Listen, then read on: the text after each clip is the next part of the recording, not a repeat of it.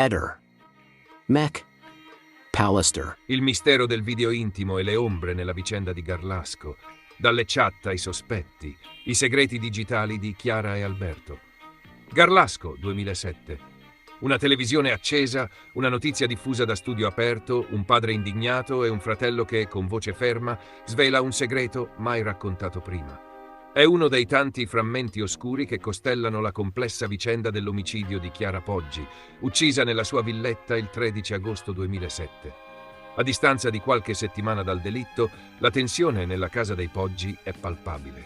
Quel giorno, alle 12:30, lo schermo televisivo manda in onda un servizio che turba profondamente la famiglia. Esisterebbe un filmato che mostra aspetti intimi di Chiara e Alberto e dei loro problemi relazionali. Il padre di Chiara si indigna, un'altra bugia. Ma accanto a lui Marco Poggi, il fratello della ragazza, prende la parola e smentisce il genitore. Un video esiste. Non è un'affermazione generica. Marco ricorda un episodio preciso, che diventerà oggetto di un verbale redatto dai carabinieri il 18 ottobre 2007 e che sarà trasmesso alla magistratura. Un file scaricato da Alberto, una conversazione su MSN. Marco racconta di essere entrato un anno prima nella camera della sorella per navigare su internet. Il computer era acceso e ancora connesso a internet. Chiara si trovava nel salone e, secondo quanto riferito, stava scaricando un file dal computer di Alberto tramite MSN Messenger. Avvicinandosi al monitor, Marco avrebbe visto la barra di download attiva e letto frammenti della chat.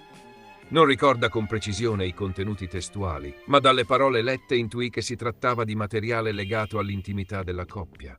Il tono non era esplicito, ma i riferimenti erano abbastanza chiari da fargli pensare che il file contenesse immagini di natura personale. È un ricordo che lo perseguita, anche se mai del tutto confermato né da Alberto né da Chiara. Eppure, qualche giorno dopo, nel corso di un momento quasi surreale, Marco lo chiede direttamente ad Alberto. La scena al cimitero è la conferma di Stasi. Succede al cimitero, dove Marco e Alberto si ritrovano insieme a sistemare i fiori sulla tomba di Chiara. Mentre riempie l'annaffiatoio, Marco trova il coraggio di chiedere ad Alberto se fosse in possesso di un video intimo girato con la sorella. Alberto, racconta Marco, gli risponde con un sorriso, conferma l'esistenza del filmato e spiega che era stato girato col cellulare. Alla richiesta di ottenere una copia del video, privandolo delle parti più esplicite, Stasi avrebbe risposto che sì, glielo avrebbe fornito. Ma poi aggiunge: se vuoi puoi farlo tu, sei più bravo con il computer. Poco dopo, con l'arresto di Alberto, tutto sfuma e il presunto video non verrà mai mostrato né consegnato. Sempio e biasibetti al computer di Chiara. Ma c'è un ulteriore elemento che arricchisce il quadro. Nel verbale del 2007, Marco nomina anche Andrea Sempio, oggi indagato per omicidio in concorso, e l'amico Alessandro Biasibetti. I due, racconta Marco, erano soliti frequentare la sua casa tra la primavera e l'estate 2007, fino alla partenza per le vacanze il 5 agosto. Durante le visite trascorrevano del tempo nella saletta TV oppure nella camera di Chiara, utilizzando il computer. Non è chiaro se Marco abbia mai parlato del video con loro, né se i due ragazzi abbiano avuto accesso al file. Ma gli inquirenti nel tempo si sono chiesti se immagini viste accidentalmente o parzialmente potessero aver avuto un qualche ruolo nel movente dell'omicidio. La perizia tecnica, file criptati e accesso limitato. La conferma definitiva dell'esistenza dei video arriva dalla perizia informatica. Il 10 luglio 2007 il consulente tecnico Paolo Reale firma una relazione che verrà utilizzata nel primo processo, quello in cui Stasi sarà assolto. Dalla perizia emerge che sul portatile di Chiara erano presenti file compressi protetti da password, all'interno dei quali si trovavano filmini amatoriali girati insieme ad Alberto. Uno di questi file, nominato Tatina, è presente anche sul portatile di Alberto Stasi, in una cartella compressa. L'accesso era protetto e ben custodito. Secondo gli esperti era improbabile che un utente non esperto potesse entrarvi per errore. Chiara, quindi, aveva copia dei video. Li aveva salvati, probabilmente per affetto o intimità, in un formato che richiedeva conoscenze informatiche per essere aperto. Il suo computer, però, era stato utilizzato da molte persone, dal fratello, dagli amici, da Stasi stesso. L'ultima ricerca su Google è l'enigma delle 18:37. C'è poi un altro dettaglio emerso dalle analisi del PC. Alle ore 18:37 di un giorno di giugno, il computer di Chiara accede a un sito contenente materiale pornografico di interesse maschile, come riporta il perito. Tra parentesi annota, probabilmente il fratello. Ma a margine a penna qualcuno scrive: no, era via. Quel giorno, infatti, l'intera famiglia Poggi, Marco incluso, risulta essere già partita. A quell'ora il computer è acceso e operativo. Tra le ultime tracce lasciate dalla ragazza nel suo browser compare anche una frase carica di malinconia. Che fare quando l'amore vive lontano? Forse una ricerca fatta nei giorni in cui Alberto, impegnato con la stesura della tesi di laurea, era più distante, anche emotivamente. Le ricerche salvate su chiavetta, anoressia, abusi e casi irrisolti. Ma è un altro elemento a sollevare inquietudine. Venerdì 8 giugno 2007 Chiara salva su una chiavetta USB alcuni articoli tratti da siti di informazione femminile. A differenza del solito, quel giorno non si limita alla moda o ai consigli di bellezza. Scarica articoli su abusi, anoressia, pedofilia, ferite psicologiche. In particolare titoli come Abusati 550, Pedofili 1, 2, 3, Anoressia 1, 2, 3, 4, 5. Testimonianze di donne segnate da esperienze devastanti, a volte legate alla sessualità, altre al trauma affettivo o familiare. 2 articoli salvati parlano anche di cold case, di delitti irrisolti, di indagini basate su DNA e reperti, temi che, a distanza di anni, sembrano anticipare in modo sinistro ciò che sarebbe accaduto poco dopo. Il profilo psicologico di Stasi, il giudizio del carcere nel 2024.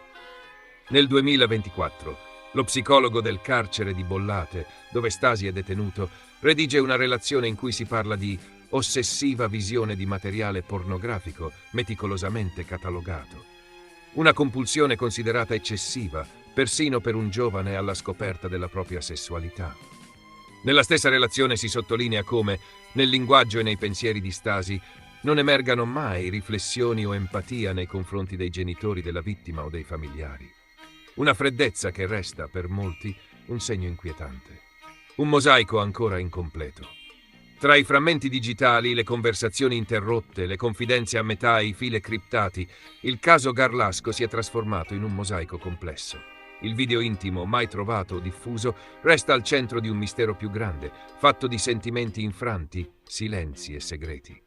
In quella vicenda che ha segnato per sempre la cronaca nera italiana, ogni dettaglio sembra affacciarsi sull'abisso di ciò che non è stato detto, e forse mai del tutto compreso. Io non ho detto esattamente che non credo che Sebastiano abbia ucciso Liliana. Io ho detto che potrebbe essere e condizionale il mio modo di dire, cioè secondo me il mio pensiero mi turba l'idea che lui, dopo aver tanto decantato tutto l'idillio, tutto l'amore che c'era fra di loro, all'improvviso si scopre che lui è l'assassino di Liliana.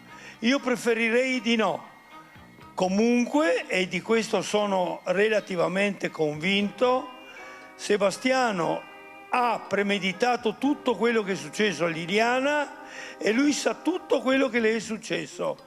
E questo verrà provato, secondo me, probabilmente, spero di arrivarci, così accontento tutti, ecco, fino a quando verrà la procura, avrà fatto le sue indagini, perché la prima volta la procura voleva farci bere un inesistente suicidio. Adesso finalmente è partita la procura, che è stata rinnovata, è partita secondo me col piede giusto. Comunque spetta a loro il compito e noi dobbiamo avere fiducia nell'opera della magistratura, è chiaro, della procura. Per cui attendiamo con fiducia. Questo braccialetto io l'ho trovato con gli altri nella bigiotteria che abbiamo portato a casa quando lui ci ha detto venite a prendere dei ricordi di Liliana. E ho portato questo braccialetto un giorno parlando con mia moglie e mia figlia e l'hanno visto e fa c'è anche il braccialetto che aveva preso un paio di anni prima in Grecia non ricordo bene dove, e aveva regalato anche un altro uguale a mia moglie e a mia figlia. Poi questo braccialetto lei ha dovuto tagliarlo proprio l'estate del 21, perché è andata a fare un'operazione alla mano, al tunnel carpale, non ricordo bene cosa. Erano quei braccialetti che una volta che li metti, per levarli devi tagliarli, perché avevano la corda affinché stessero sul braccio. Quando ha levato la medicazione e tutto, dopo lei se l'è ricucito per tenerlo, perché era affezionata ed era non lo so, un simbolo anche di amicizia fra mia moglie e mia figlia. Non so bene la valenza affettiva che avesse, però ce l'aveva su. E invece l'ho trovato in mezzo agli altri braccialetti e l'altra roba tagliato, e perciò qualcuno, quando ha portato via tutta l'altra roba di mia sorella, ha tagliato anche questo. Sebastiano ha regalato 3 coltelli al nostro amico toscano che li ha restituiti, ma anche a te, Claudio, ne ha dati un paio, vero? Ce n'è talmente tanti in casa, ha detto che io sarà stata una ventina, anch'io non me li sono neanche tenuti tutti, ho regalato alcuni a mio fratello, a mia figlia, insomma. Cosa fai con 20 coltelli in casa? Simili fra di loro. Lei ha regalato anche a Covalero, ce n'era iosa, insomma. Anche quel braccialetto l'ho portato anche perché guardando dopo le cose con mia moglie, era praticamente, lei mi ha detto, quando l'ho trovato era umido, come se fosse bagnato. Questo era che mi è sembrato strano, ecco. Anche adesso voglio dire che la procuratrice che ha accusato Sebastiano di essere l'artefice dell'omicidio fatto in via Weiss e il numero civico anche, tutto, e prima avete mostrato, no, là c'è tanta gente che va su e giù, e devo ricordare invece che in quel periodo eravamo agli sgoccioli del Covid, tanta gente non lavorava perché non aveva fatto il vaccino, allora restava a casa, non aveva neanche il Green Pass, non poteva uscire, perciò non è che ci fosse tanta gente, anzi Fatto benissimo a pochissima, non si circolava, quindi, esatto, non si circolava.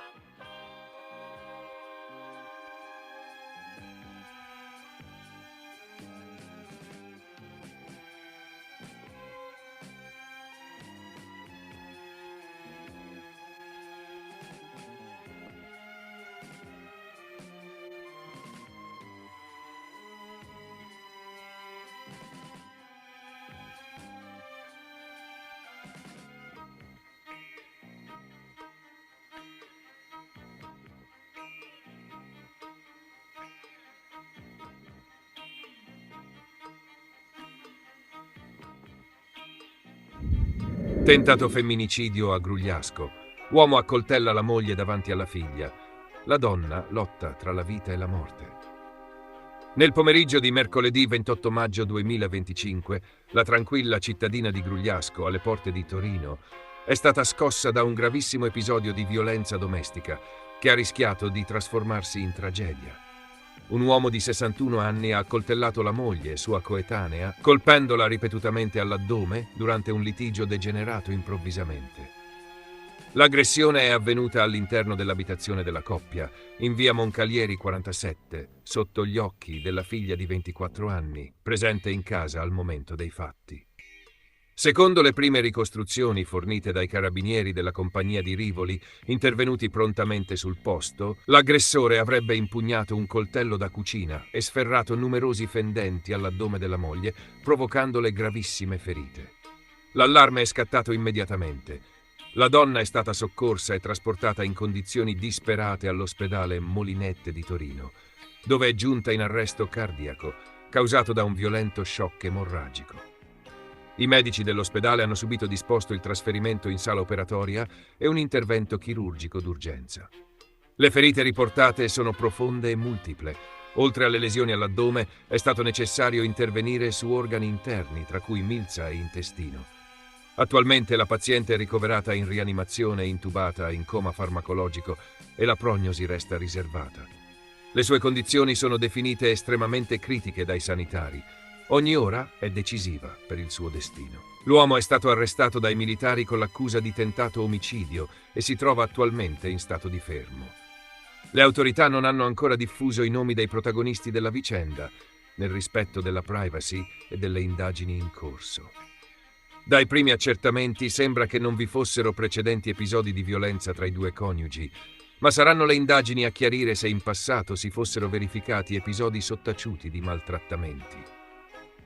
La figlia, sotto shock, è stata ascoltata dagli inquirenti come testimone chiave. La sua presenza al momento dell'aggressione potrebbe essere determinante per ricostruire nel dettaglio la dinamica e lo stato emotivo del padre al momento del gesto. Il pubblico ministero di turno ha aperto un fascicolo per tentato omicidio aggravato. Sul posto, i carabinieri hanno sequestrato l'arma del delitto e stanno acquisendo elementi utili all'indagine, anche attraverso testimonianze di vicini e parenti. Il sindaco di Grugliasco ha espresso solidarietà alla vittima e alla sua famiglia, condannando fermamente l'accaduto e rilanciando l'importanza della prevenzione della violenza di genere, anche attraverso sportelli d'ascolto e percorsi di sensibilizzazione. Questo ennesimo episodio di violenza domestica riapre con urgenza il dibattito sulle misure di protezione delle vittime e sulla necessità di strumenti più incisivi per prevenire tragedie familiari. I dati continuano a parlare chiaro. Troppo spesso le mura domestiche si trasformano in luoghi di soprusi e violenze inascoltate. In attesa di nuovi aggiornamenti, la comunità resta col fiato sospeso, sperando che la donna riesca a superare la notte e sopravvivere all'ennesimo dramma che macchia di sangue le cronache italiane. Ehi, non dimenticare di iscriverti a questo canale.